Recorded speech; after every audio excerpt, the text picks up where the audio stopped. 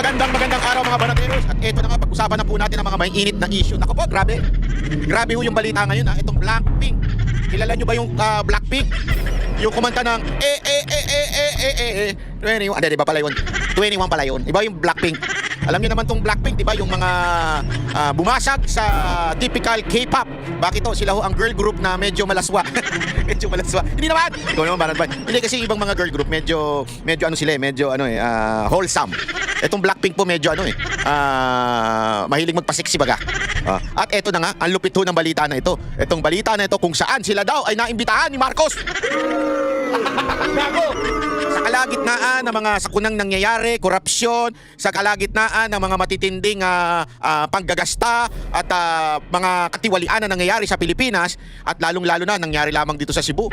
Abay, may lakas loob pa na si Marcos ay imbitahan ang mamahaling grupo na Blackpink. Ito ay K-pop. Naku po. Gago!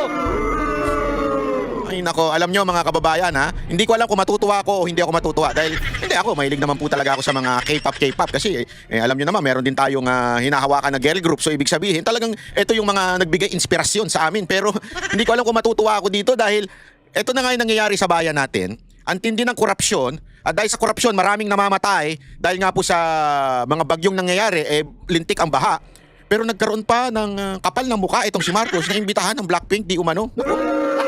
Gago! Banat Bay, baka naman fake news yung sinasabi. Naku, si Banat Bay pa, hindi ito magpe-fake news ha. Hindi ko tayo nagpe-fake news, pero saan mo ba nabalitaan niyan, Banat Bay? Ito, tingnan natin itong picture na ito. Ito po ay isang lehitimong balita. Ayan, naku po, pabihira, ang sisiksi. Ano bagang sabi riyan, Banat Bay? Ito, ang sabi riyan sa balita na yan. Sandali lang, chotomate. Masyado kayong atat-natat porket Blackpink lang eh. Ang sabi sa balita na ito, ayan umapila si Pangulong Marcos Jr. sa lahat ng tanggapan ng pamahalaan na iwasan ang magarbong Christmas party bilang pakikiramay sa mga kababayang nasalanta ng sunod na kalamidad sa bansa. Ayos maganda. Maganda yung sinabi niya, maganda. Ayon kay Palace Press Officer Attorney Claire Castro, layunin ng panawagan ng Pangulo na ipakita ang malasakit at pakikiisa ng administrasyon sa mga Pilipinong patuloy na bumabangon mula sa pinsalang dulot ng mga bagyo at lindol. Wow, okay. So sabi ni Marcos, wag daw tayo magkakaroon ng mga garbong party, wag tayo magkakaroon ng mga garbong pagdidiwa ngayong Pasko. Maganda, di ba? Ngunit, patay tayo pag may mga ganyan salita, yung ngunit, pumupunit sa gitna ng panawagang ito para sa simpleng Pasko, may pasabog. Sino? Naku po, may pasabog. Sino? Si Cavite 4th District Representative Kiko Barsaga. Naku po, patay kayo. Ano yung pasabog niya? Matapos ibahagi ang impormasyong, imbitado umano ang K-pop group na Blackpink sa Christmas party ng Malacanang. Gago! Hindi nyo ba inimbitahan nito si Kiko? Hindi, baka kasi mamaya hindi lang imbitado si Kiko, kaya Kiko Barsaga, kaya inilabas niya ito. Hindi, biro lang. Kiko, I love you so much. Laban lang, tuloy lang ang laban. Hindi, sabi ni Kiko Barsaga, inimbitahan daw umano ang K-pop group na Blackpink sa Christmas party ng Malacanang. Naku po. Sandali. Baka naman, inimbitahan lang, hindi sila magpe-perform. Ali kayo, invited kayo lahat. Beyonce, punta ka na rin dito. Baka ganun lang, di ba? Rihanna, punta ka na dito. Baka ganun lang. Ikaw naman, Kiko Barsaga, di naman ibig sabihin nun, magpe-perform ang Blackpink. Naku naman. Joke, kidding aside, ha? Malala na talaga itong presidente natin, ano? Malala na talaga. Kung ito'y totoo, tangina ang kapal ng muka.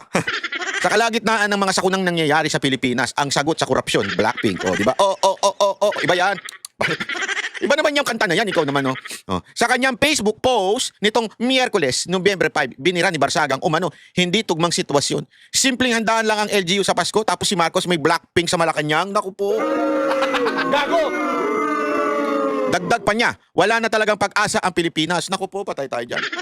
Ito kasi baka sabihin ng iba, hindi naman yan sure baka ano lang yan, kwento-kwento lang yan. Ito kasi matindi dito Dagdag pa niya. Ayon sa mga ulat, nakatakdang bumalik ng Pilipinas ang Blackpink. Uy, talaga palang pupunta ng Pilipinas. Sa Nobyembre 22 to 23, that's a fact. Para sa kanilang deadline world tour, dahilan para lalo pang umigting ang epokulasyon. Anong espekulasyon? Habang nanawagan si Pangulong Marcos ng simpleng pagdiriwang, marami nagtatanong kung magiging simple rin ba ang Christmas party ng Malacanang kung may Blackpink sa lineup. Marcos, Ako nga po pala si Banat Bay, baka pwede mo akong imbitahan. Para sama-sama naman tayo magsaya doon, di ba? Nang tut, turut, turut. Ay, iba kanta rin pala, iba yun. Hindi, favorite ko yung kanta nilang Whistle eh. Lalo na pag kumikending-kending na ng ganyan. Gusto ko yung kanta nilang yun eh. Tsaka yung apate, apate, apate, apate, apate, apate, te. Gusto ko yun eh, gusto ko yun. Siyempre, mapapa-apate-apate na si Marcos doon, di ba? Lalo na yung asawa niya. Naku, gumagano'n-ganon pa man din yung apate, apate, apate, apate. Naku po, pagbira buhay rin. Ikaw naman, Kiko Barsaga, binuking mo naman. Baka mamaya, hindi na nila ituloy yan dahil binuking mo. Siyempre, sasabihin nila, naku, patay kang bata ka, nabuking. Mukhang nabuking tayo dito. Huwag na natin ituloy para maging fake news si Kiko Barsaga. Di ba? Baka ganun eh. Baka ganun ang gawin nila eh. Para masira si Kiko Barsaga, huwag natin ituloy para lumalabas, nagpapakalat siya ng fake news. Ayun. Hindi kaya ganun ang gawin ni Marcos? O gawin nung kanyang asawa? Hindi kasi alam nyo mga kababayan. Ito ay hindi naman po ito kaila na itong pamilya Marcos mahilig magparty. Literally and figurative. Ano kayang vitamins nila, no? Tanong nyo doon sa mga nagpa-party-party sa mga club. Pero ingatan nyo kay Sandro ito, si Sandro pa naman, yung mga, di ba, ang mga napabalitang babae ni Sandro o yung girlfriend ni Sandro ay mahilig siya sa mga magaganda. Sa bagay, anak ka ba naman ng presidente kahit pangit ka? Sigurado kung makakakuha ka ng magandang babae, di ba? Na magmamahal sa'yo. Kayo naman, masyado naman kayo. Gago! Hindi, huwag nyo naman inuhusgahan si Sandro porket gano'n ang itsura niya. Huwag naman gano'n. Huwag nyo naman inuhusgahan yung tao. Hindi, siguro kung ako anak ng presidente din, sigurado maraming mai-inlove sa akin, di ba? Kung ako yung anak ng presidente, paano pa kaya? O si Sandro, matikas, payatot. Gago! Dilatang mata, di ba? Yan pa naman ang gusto ng mga ngayon, yung mga dilatang mata. Hoy, wala akong ibig sabihin ng dilat na mata, kasi uso yan sa Japan pagka, di ba yung mga Japanese, pag mas dilat ang mata, mas gusto nila. Kasi nga puro sila singkit Ang ginagawa nila, tinatanggal-tanggal nila yung mga gayang-gayaan nila para dumilat yung mata nila. Si Sandro pa naman dilat na dilat ang mata niyan. Ganyan na ganyan yun, o, di ba? O, syempre, magugustuhan yan ng mga, ng mga Koreano, di ba? Ganyan ang gusto ng mga Koreano, kahit pansinin niyo yung mga itsura ng mga Koreano ngayon, yung mga Koreanong mga K-pop na lalaki, di ba? Mga supposedly singkit, pero ang lalaki ng mata. Di ba? Kasi nga, ganun ang kabaligtaran, yun ang magaganda eh. Ganun, kaya tayo mga Pilipino, di ba? Tayo ay kayumanggi, fair tayo, pero marami sa atin, pag mistisa, maganda na eh. Meron nga tayong kasabihan sa Pilipinas. Ito, kasabihan to sa Pilipinas na hindi ako nag-agree. Meron na tayong kasabihan sa Pilipinas. Mas gusto pa ng mga Pilipino ang pangit na mistisa kesa sa magandang morena. Meron tayong kasabihan ganyan. Ayaw man nating aminin kasi it sounds racist. Pero ganyan tayo, ganyan yung ating alam mo yun, parang biases, di ba? Bakit? Pag may nakita kang maputi, ako kahit ang pangit yan. Hipon yan, di ba? Ganun kagad tayo eh. Talaga mapapaganon ka, wow, puti, di ba? Pero yung magandang kayumanggi, ayaw nung iba yan. Sasabihin kagad yan, hindi maganda yan. Ganun eh, ganun tayo mga Pilipino eh, di ba? Bakit? Hindi ko naman sinasabing racist. Kaya lang talaga minsan kasi kung ano yung opposite mo. Sabi nga opposite attracts, di ba? Kung ano yung opposite mo, doon ka na-attract. Kaya yung mga Koreana, ma-attract yan sa mga dilatang bata. Gago! Kaya ingatan ninyo yan si Sandro dyan, baka magustuhan ng Blackpink yan. Hindi, pero ito ay malalaman natin. Kasi sigurado ako, mahirap din cancelin kung sakasakaling totoo yung sinasabi ni Barsaga. Kung sakasakaling totoo ang sinasabi ni Kiko Barsaga na ito po ay inimbitado sa Pasko o sa Christmas party, sa malamang nakapirma na ng kontrata yan, meron ng down payment yan, hindi naman papayag na, malaki pa naman ang management nitong Blackpink, hindi porket presidente ng Pilipinas na nag-imbita sa kanila, ay papayag yan na walang kontrata. Sigurado ako, naririnig na ng tindi ng korupsyon. Sabi nila, okay to. Malamang sinabi siguro ng management, kung totoo ito, malamang sinabi ng management, okay to, corrupt dito. Sigurado maraming pera dito. So pabayad tayo ng malaki dito, kaya-kaya nila billion dito. Kung sakaling totoo ito, magkano kaya ang binayad ng palasyo? Magkano kaya binayad ni Marcos sa Blackpink? Sa tingin ko naman, maganda ito. Ito yung angle ng mga loyalista, sigurado ako. Maganda ito. Ito yung magbibigay ng magandang ekonomiya sa Pilipinas. Dahil dito makikilala ang Pilipinas dahil inimbitahan ng presidente ng Pilipinas ang Blackpink. Yan. Sigurado ako, yan ang magiging twist ng mga, alam mo na, yung mga bayaran nilang vlogger, yung tigti 10,000. Uy, by the way, highway merong lumabas ngayon na, hindi ko na lang sasabihin hindi ko ayoko na lang pag-usapan kasi alam mo, itong mga loyalista nito, ito yung mga bayaran sa kanila, yung mga pangit na bayaran. Topic kasi nila lagi Banateros. Hindi ko alam bakit topic nilang Banateros. Weird. Nawi-weirdoan ako Kung yung Luka-Luka sa Amerika, ang puro topic niya, sila Joey, sila Trixie, di ba? Yung magkakaano sila. Magkakaaway sila, di ko alam kung bakit yun. Pero itong mga loyalista, itong mga tanso, ang lagi nilang topic banateros. Hindi ko talaga alam kung bakit. Ano ba, tinik ba talaga kami sa inyo? Tinik ba talaga kami sa inyo? Mantakin mo dahil may nilabas si Jay Guevara na 10,000 na yun talagang proven. Merong ebidensya. Naglabas ng resibo sino ba? Si Jay Guevara ba o si naglabas? Si Serja. Naglabas ng ebidensya na bayad ng 10,000 pesos yung naninira sa atin. Meron silang nilabas na kesyo may ini-interview yung lukalukang babae. Na ngayon hinahunting na ni Clisette. Kasi kesyo 20 million daw ang binayad. Sabi ko, wow. Sabi ko nga, sana totoo. Hindi ako, talaga wini-wish ko. Sana totoo yun, iiwan ko na kayong lahat. 20 million babayaran ako para manahimik. Iiwan ko na kayo lahat. Hindi, joke lang po Hindi, pero hindi pa po kasi ako nakakakita ng 20 million sa buhay ko di ba? Hindi po pa po ako nakakahawak ng 20 million. Nakahawak na ako mga 19 million. Pero 20 million di pa po. So gusto ko makahawak ng 20 million, di ba? Sabi ba naman? Tapos binanggit pa doon. Si Banat Bay paulit-ulit yung siraulong Sabi niya, si Banat Bay. Class A yan. Sabi ko, tuwan-tuwa naman ako, naging Wagyu ako. Hindi, kasi pangarap ko yan Di ba? Alam niyo naman, favorite ko yung steak, di ba? Favorite ko, Wagyu. Yan ang aking dinner palagi, Wagyu. Yan ang favorite ko talagang pagkain, Wagyu. For the first time, tinawag akong Class A daw ako. Panalo yun, Maraming salamat doon sa mga siraulong vlogger na mga loyalista na tinawag akong Class A. Yun. Hindi, at least, di ba? Kasi sila, hindi nga sila magiging Class Z. Pinakamalayo, wala. Ay, kahit sila na lang ang natitirang tao dito sa mundo na ito, walang papatol sa mga yan. Ay, itsura pa lang yan, kadiri na di ba? Masusuka ka na, itsura pa lang yan. Ngipin pa lang yan, Brad. Pagka sinungalingal kayong ngipin yan, sigurado ako matatay ka. O masusuka ka sa sobrang kadiri niya, no? Hindi, kasi alam mo, nagtaka lang ako doon sa video na yun. Doon pa lang sa simulang sinabi niya, alam mo na kagad fake news. Bakit? Sabi ba naman niya, di ba dati akong nasa payroll ng mga Duterte? Gago! Tangina doon pa lang, kahit wag mo na kaming banggitin, alam na ng tao, fake news ka Bakit? Ikaw babayaran? Ang buhay, Ireo. Babayaran ka? Wala kang utak Ngipin nga, wala, utak pa. Di ba? Tapos babayaran ka? Una-una, ang Pangulong Duterte hindi nagbabayad dyan. Ever since kuripot yan. Alam mo kung ano lang natanggap ko sa mga yan? Alam mo kung ano? Sasabihin ko na sa'yo. Ang natanggap ko lang dyan, suha. Tuwing Pasko, suha. Alam mo, hindi, pero na-appreciate ko naman yun yung binibigay ng Malacanang noon. Every time na Pasko, birthday ko, asahan mo may suha ako dyan. Totoo. Ito, wala, diretsuhan tayo. Sabi ko nga, sana naman next time durian. Para medyo, mas mahirap-hirap naman bilhin. Suha. Kaya nga yung sinabi niya kagad, di ko na tinuloy yung video na yun na sinabi niya sa akin sinabi niya na dati daw siyang nasa payroll ng mga Duterte. Doon pa lang alam mo ng kasinungalingan. Una, wala kang utak. Wala ka namang followers. Wala kang big channel. Bakit? Palamura ka. Laging natatanggal yung channel mo. Sinong naniniwala sa'yo? Wala. Siguro nga kahit nanay mo hindi naniniwala sa'yo Tapos sasabihin mo, nasa payroll ka ng mga Duterte. Di ba? Sigurado ko, mga kababayan, itong mga bayarang loyalista na vlogger na ito, palalabasin pa nila na itong pag-imbita sa Blackpink ay isang magandang gawain ni Marcos. Kasi sila ganyan kain tayo sila Kahit anong isubo sa kanila, tae, kahit yung basang tae iinumin yung mga yan. Kasi nga, pagbayad ka, kahit anong gagawin mo. Kahit pangit, pagagandahin mo. Kahit palpak, sasabihin mo maganda. Kasi nga, bayaran ka Ito, literal na kung ito'y totoo. Kung ito'y totoo na sinasabi ni Kiko Barsaga. Uy, sounds familiar. Kiko Barsaga.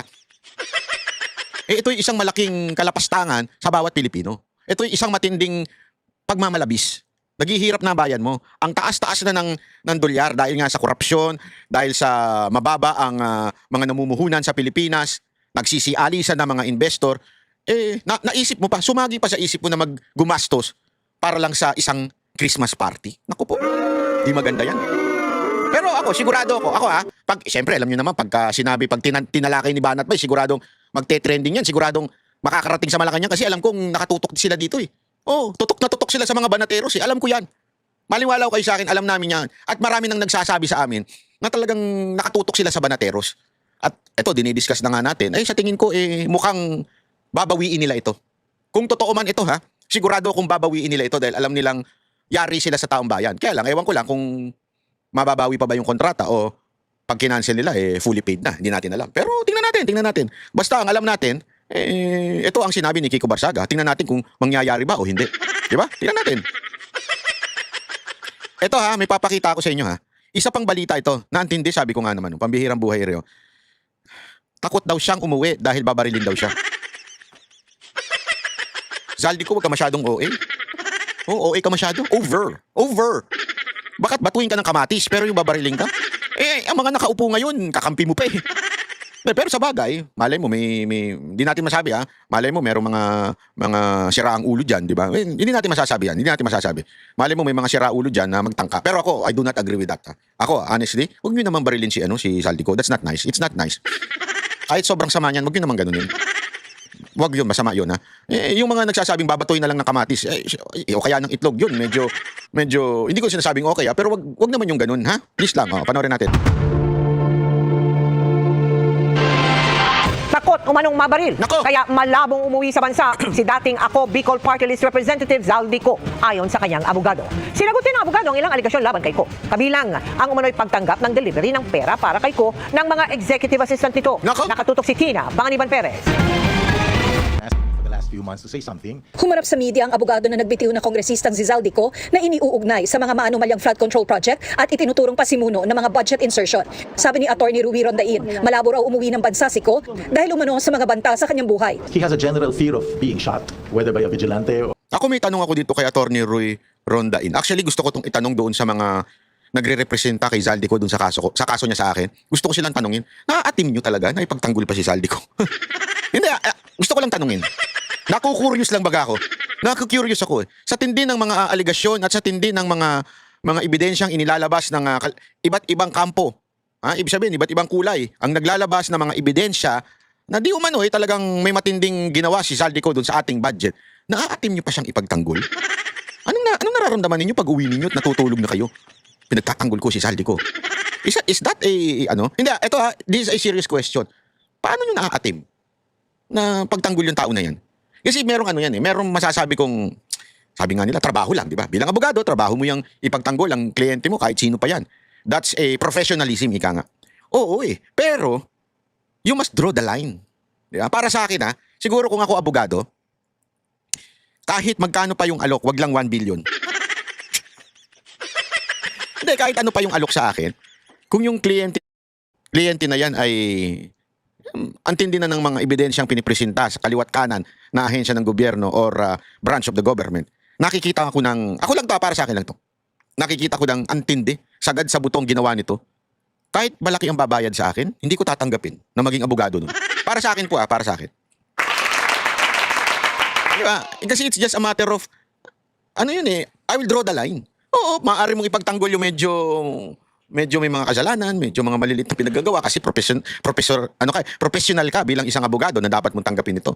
Pero ako, I will draw the line. Kung ganyan yung nakikita ko na ebidensya na pinipresenta sa publiko, na matinding-matindi na yung ebidensya, hindi ko na ipagtatanggol. Kaya nga gusto ko itanong itong si Attorney Roy Rondain. Paano nyo po na-atim na ipagtanggol si Zaldico? Ay, tanong lang po yun Do you really believe in your heart that Zaldico is an innocent person? Amidst all the pinakita ng kaliwat kanan ng Senado, even some of the congressmen na pinakita nila na etong si Zaldico ay napakaraming insertion. Amidst all those things, etong hindi niya pagbalik, which is sabi nga nila, flight is it's a sign of guilt, di ba? Guilt. So ibig sabihin nun, may problema Even, ito na lang sabihin na natin, wala ka sa bansa dahil bago pumutok itong mga issue na ito. Tapos napagtanto mo na ikaw ay inaakusahan mo, maaaring hindi ka bumalik. Sige, sabihin na natin, given. Pero yung biglang nawala yung mga, recent lang kasi yung mga pangyayari na to yung mga helicopter, biglang nawala, biglang yung eroplano nawala, biglang inalis, ibig sabihin nilipad. Doon makikita mo na talaga na may problema ito. Parang, how can you? Ako, tanong lang naman to Sir, Attorney Roy Rondain. This is just a question. How can you defend that kind of person? Hindi po ba kayo nagigilty pag natutulog kayo? Puti na yung buhok ninyo, sir. Ibig sabihin, hindi, ito, reality lang naman. You are on your last, di ba? Ibig sabihin, yung, alam mong may edad ka na.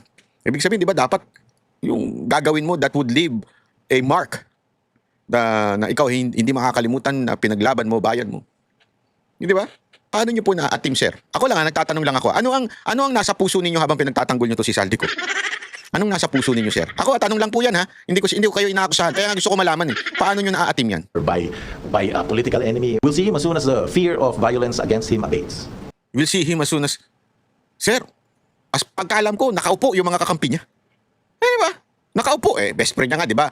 Even doon sa emergency ba yun? Di umano, nakalagay pa nga doon si Romualdez. I mean, itong mga ano, ako kasi hindi ako naniniwala eh. You know why? Even yung sa sinabi ng kanyang security. Yeah? Ilan ang kanyang ano? Para nga siyang may sariling batalyon eh. Di ba yun ang sinabi ni Bato? Na parang may sarili siyang batalyon dahil sa dami ng security niya na supposedly dapat 2 lang. Pero siya, sobrang daming security niya. Active at saka mga retired. Military. Ito nga nagsumbong sa kanya, Marine. So tapos sasabihin nyo, natatakot siya na umuwi. Yun ang dahilan kung bakit siya ayaw umuwi dito. Natatakot siyang barilin. Hindi ako ha.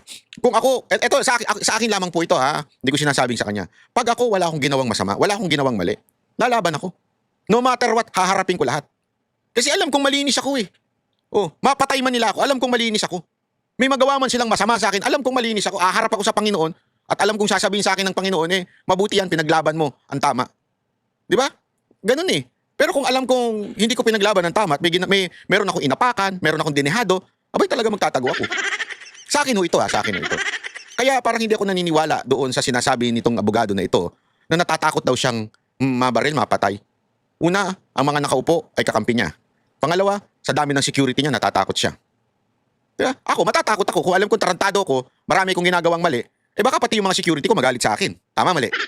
Di ba? Totoo naman yun eh. It's a given fact. Di ba? May mga security ka. May mga pumoprotekta sa'yo. Pero kung alam mo, loko-loko ka, dinidihado mo yung mga security mo, at alam ng mga security mo, nang aapa ka ng kapwa, nang aapa ka ng mamamayang Pilipino, naturalmente, kahit sila mapapaisip, tama bang pagsilbihan itong tao na ito? Tama bang protektahan itong tao na ito?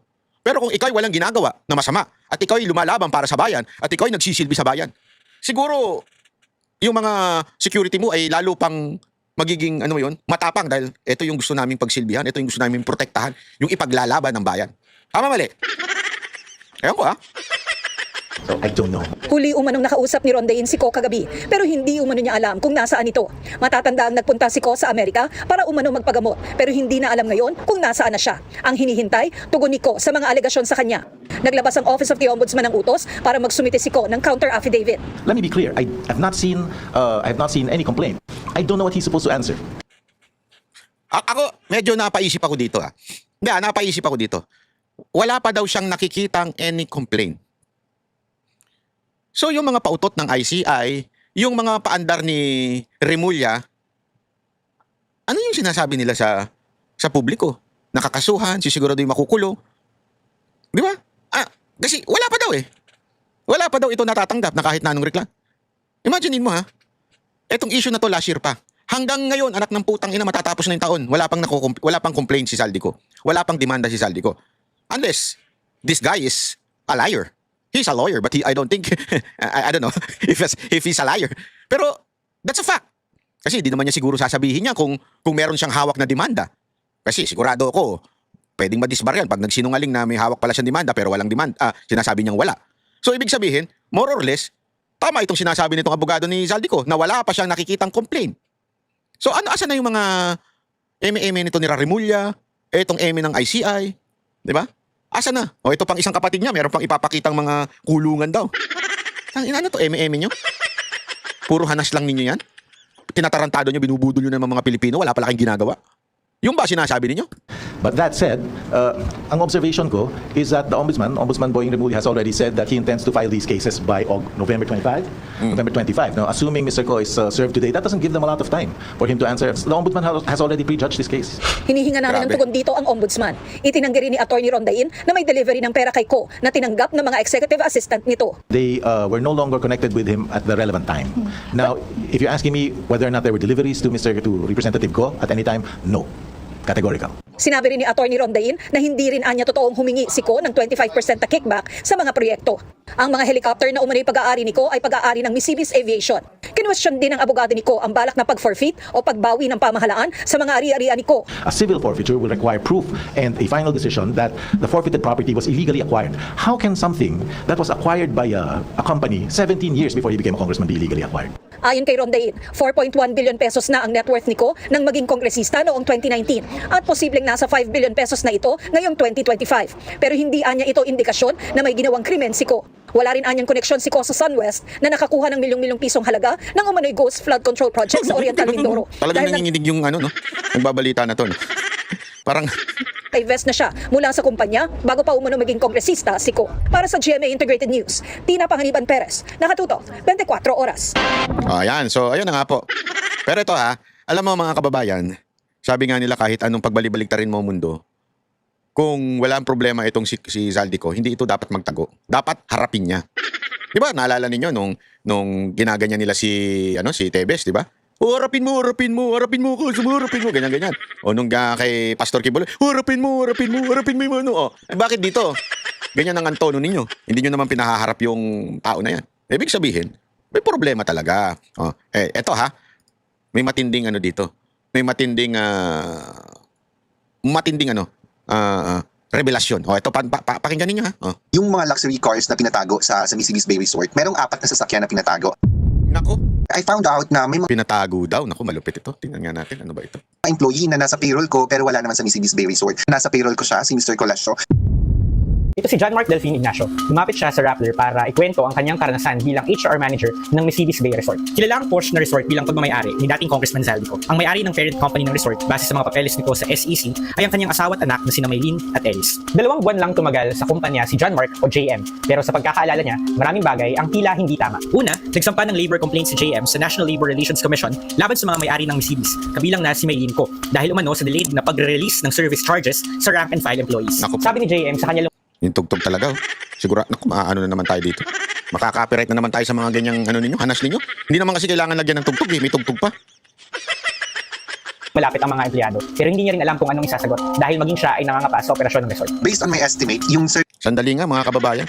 Siguraduhin muna natin Kasi yung mga ganyan-ganyan may patugtog-tugtog pa natin, tanggalin natin yung tugtog-tugtog na yun. Hindi, ito tomate. Maganda kasi dire-diretso kasi baka mamaya pag na-copyright yan, tatanggalin ko din yan.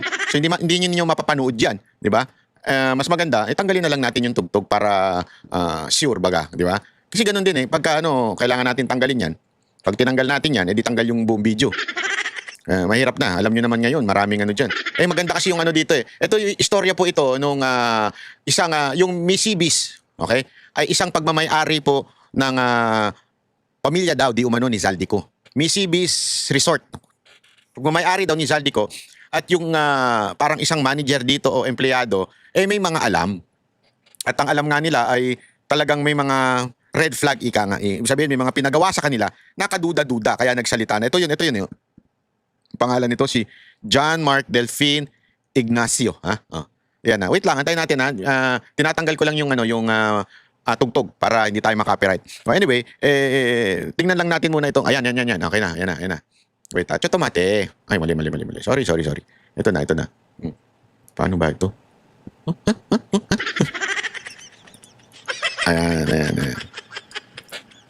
Kabilis lang ito mga kababayan para mas natin mas maintindihan pa natin ang husto kung ano yung sinasabi nito para mas paipaliwanag natin kung bakit kailangan talagang umuwi ni Zaldico.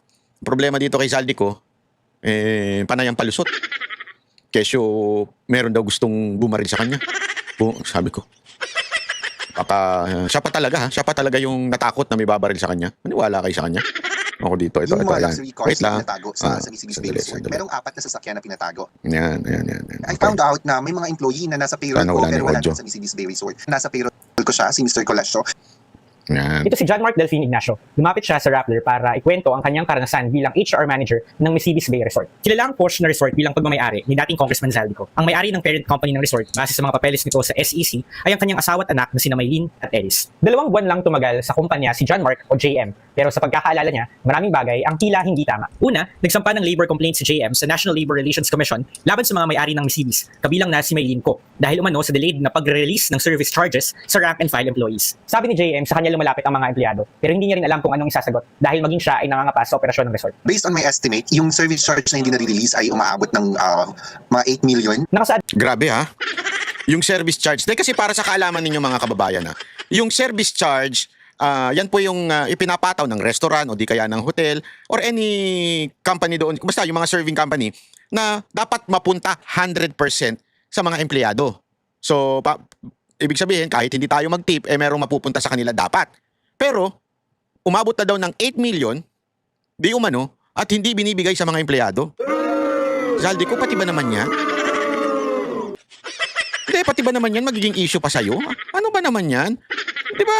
Din sa reklamo ni JM na may mga utos ang higher-ups ng kumpanya na sa madaling sabi ay red flags para sa kanya. Halimbawa, may bagong teleserye ang ABS-CBN na pinagbibidahan ni Donnie Pangilinan na magsimula na raw mag-shoot ang production crew sa Misibis, inutusan daw siya ng kanyang superiors na itago from plain sight ang mga magagarbong sasakyan na pag-may-ari di umano ni Zaldi at Maylin nang sa gayon ay hindi mapansin ng media. I make sure na ma-advise ko yung driver kung sino yung magdadala doon sa parking area na medyo hindi makikita ng mga guest. Katakataka rin para kay JM. Ang Ito ha. So, nung karoon daw ng shooting doon, para hindi daw makita ng media, pinatago sa kanya yung mga luxury car.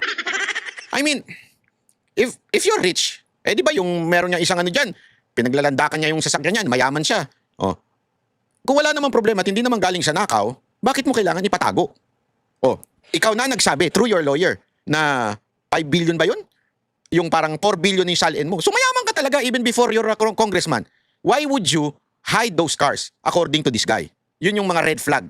alam di umano ng Sunwest Construction sa operasyon ng Misibis Bay Resort. Una nang inimbestigahan ng Rappler ang mga kumpanya ni Zaldico noong nakaraang taon. Sa published story namin noong Marso, binanggit namin na ang Misibis at Sunwest Construction ay nasa ilalim ng Sunwest Group of Companies. Yung Sunwest Construction ay yung bilyong-bilyong piso ang napanalo ng DPWH contracts. Iginit noon ni Zaldi na nag-divest na siya sa kumpanya, pero may turing pa rin siyang beneficial owner dahil may-ari naman siya ng ilang sister companies ng Sunwest Construction. Yung pagdadala ng mga empleyado na galing sa bahay mismo ni Maylingco and ni Zaldico, dinala nila sa Misibis Bay Resort and they asked me to give them a new contract. It's against the law. Let's say for example, si employee nag-complain, bakit ako magiging project-based? 20 years na ako sa dati kong sa kay Miss Maylin. Hindi rin malinaw So may problema talaga pagdating sa empleyado itong si Zaldico. Yan ang sinasabi nito kasi parang pinagawa na naman 20 years na pero kontrata pa lang din daw, 'di ba? Yung pinapagawa dito sa tao na ito. So may ano siya, may problem siya sa labor law. Di umano according to this employee.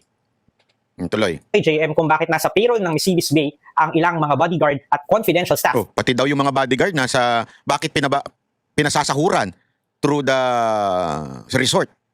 Diba? Ito lang yan eh. Bakit ka magpapasahod doon? Ba't hindi mo pasahurin sa iba mong kumpanya? Kung really legal ang pag-acquire mo doon sa mga bodyguard mo. May problema, di ba? May problema. Ni Zaldico, gayong wala naman silang gampanin sa resort. Kabilang sa pinapasweldohan ng Misibis ay si Alan Colesio, Naku. isa sa mga security assistants na binanggit ni Orly Guteza Naku sa po. isang Senate Blue Ribbon Committee hearing noong Naku, Setyembre. ayun na. Sa testimonya ni Guteza, may mga mali Nag-connect na, di ba? Meron daw na nag-connect na. Wala tayong magawa dyan. Patay tayo dyan. ang puno ng cash na inihatid daw sa mga properties ni Ko at ni dating Speaker Martin Romualdez. Pinabulaanan nito ng dalawa. Hanggang sa ngayon, hindi pa rin umuwi ng Pilipinas si Zaldico. Kaya nga siya nag-resign na lang sa Kongreso. Dahil kahit wala siyang travel clearance, ay ayaw pa rin niyang umuwi ng Pilipinas. Naku, patay Sabi ni tayo. JM, inutusan daw siyang asikasuhin ang mga pasaporte ng dalawang household staff ni Zaldi at Maylingco. Bakit kaya? We were not privy kasi dun sa mga kung nasaan sila. Kung ang isang empleyado na 2 buwan lang nanilbihan sa isa sa mga kumpanya ng mga Ko ay marami nang nalalaman, paano pa kaya yung mga trusted aides ng mag-asawa? How does your camp respond to allegations of labor issues in Misibis? Couldn't tell you, Dwight. I'm not counsel to Misibis. Para sa buong storya ng karanasan ni JM sa Misibis Bay, pumunta lang po kayo sa Rappler website. At kung gusto ninyo pa So yun yung isa pa sa mga akusasyon ngayon kay Zaldico, pambihira. Oo. Tapos ayaw mo umuwi dito.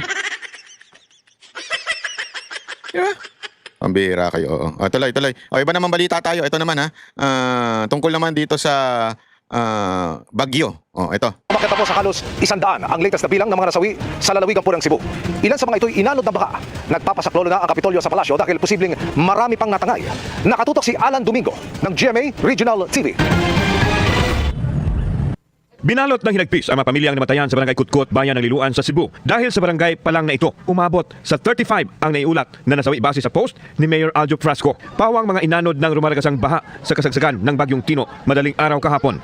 Ikinuwento ng isang ina kung paano nawala ang kanyang 5 taong gulang na anak. Nanood mi sa Dapnol, nag-off ako sa Dapnol. Nahayak pa na ako ang papa. Muna na, ginawa ako anak, naguyan. Pagbalik niya sa babaw, pagkat sa akin, habili na ako ang anak, wala na nakuha. Sa bayan ng Compostela, 15 ang nasawi. Dito makikita kung paano umabot ang baha hanggang sa bubungan ng mga bahay. Sa Mandawi City naman umabot sa 12 ang nasawi. Malaki rin ang idinulot noong pinsala ng bagyo. Kwento na isang konduktor, nalubog sa baha ang lahat na 200 buses nila kaya hindi na muna magamit. Ang samo naman tanga bisag gamay nga kanang ayuda lang hinabang pa kay kami di may makapasalig nga makabiyahe mi dayon kay tukod po na sa pagginabangay pag ayo ang mga sakyanan mo diha malimpyuhan nga makadagan mi. Sa ngayon, mayroon ng 97 ang kumpirmadong nasawi sa buong lalawigan ng Cebu. Ayon kay Gobernador Pamela Baricuatro, humingi na sila ng tulong sa national government para sa search and rescue operation dahil naniniwala siya na mas marami pa ang natangay ng baha. Nangayo tag reinforcement sa national. Kay max out di kayo ang atong mga responders karon because of course ang Cebu City sad nanginhanglan sa sila tabang. So we already talked to Malacanang yesterday regarding sa reinforcement sa atong mga responders. So and we also talked to Secretary Tidoro. So the ILG. So that's why napadala sad sila og mga responders from Coast Guard, from AFP, PNP, Philippine Navy. Pinulong din ng gobernador ang mga stakeholders para maibalik agad ang basic services. We want to restore. Masipag talaga itong governor na ito. No? Buti na lang wala na yung mayabang dyan. Hindi kasi totoo naman eh. Yung dating governor dyan eh, ubod lang ng yabang, walang laman eh. Di ba? Totoo. Power and water as soon as possible. So muna atong priority karon aside from the ongoing rescue operations. Para sa GMA Regional TV Balitang Bistak at GMA Integrated News, Alan Domingo, nakatutok 24 oras. Ayun. Ayun na nga po mga kababayan. Alam nyo, pinakita lang po natin yan kasi matindi po ang, alam nyo, matindi po ang nangyayari dyan sa Cebu. Kaya nga hindi ko magets yung sinasabing ang iimbestigahan yung Dolomite, di ba? Sa dami-dami ng problema sa Cebu, sasabihin naman nila, pwede naman sabay. Oo nga, alam ko naman yan. Pero dapat, alam mo yun, ang focus muna dapat natin doon, di ba? Ay nako, mga kababayan, hindi ko talaga maintindihan. Anyway, ito na po yung question natin na para sa tatlong mananalo na tigpa 500 pesos na GCash. Sino yung empleyado di umano ni Zaldico na nagbulgar na mga katiwalian di umano doon sa kanyang resort? Di ba? Sino itong empleyado na ito? Ayan, okay? So maraming salamat po. Ako po si Banat Bay, magkita-kita po ulit tayo.